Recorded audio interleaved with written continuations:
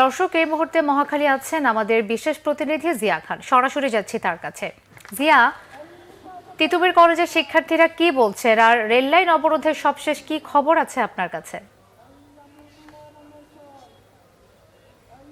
ধন্যবাদ মিথিলা, আপনি যেমনটি বলছিলেন আমি কিন্তু এখন দাঁড়িয়ে আছি মহাখালী রেল ক্রসিং এর উপরে এবং ঠিক আমার পিছনে যেখানে তিতুমির কলেজের শিক্ষার্থীরা তারা আজকে 3টার পর থেকে এসে অবস্থান নিয়েছেন, অর্থাৎ রেলপথ যে অবরোধ সেটা তারা আজকে করেছেন।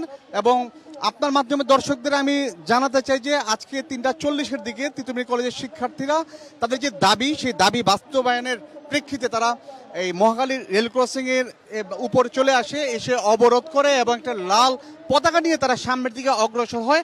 যেখানে ঢাকা রেলওয়ে স্টেশন থেকে নোয়াখালীর উদ্দেশ্যে উপকূল এক্সপ্রেসে যে ট্রেনটি আসছিল সেটি কিন্তু চালক সেই লাল পতাকা দেখে আস্তে আস্তে বন্ধ করে দেন এবং তারপর থেকে কিন্তু এখন পর্যন্ত রেল যোগাযোগ সেটা বন্ধ রয়েছে। অর্থাৎ ঢাকা রেলওয়ে স্টেশন থেকে কোনো ট্রেন এখন পর্যন্ত ছেড়ে যায়নি তাদের, অর্থাৎ তিতুমির কলেজের শিক্ষার্থীদের সেই অবস্থান ধর্মঘটের কারণে। এখন পর্যন্ত তারা অবরোধ অব্যাহত রেখেছেন, তারা রেলের উপর অবস্থান করছেন।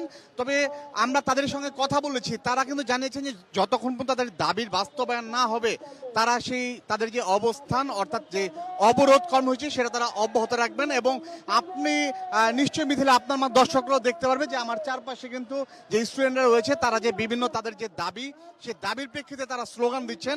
অর্থাৎ তারা স্বতন্ত্র যে বিশ্ববিদ্যালয় সেই বিশ্ববিদ্যালয় তারা চান এবং তাদের এই আন্দোলন ঘিরে নিরাপত্তার জন্য কিন্তু পুলিশ, ডিবি, বিজিবি এবং এপিবিএন এর সদস্যরা চারদিকে রয়েছেন এবং আমরা জল কামান সেটার উপস্থিত দেখেছি। কিছুক্ষণ আগে স্টুডেন্টরা আমাদেরকে জানিয়েছেন যে তাদের সে অবরোধ কর্মসূচি তারা অব্যাহত রাখবেন।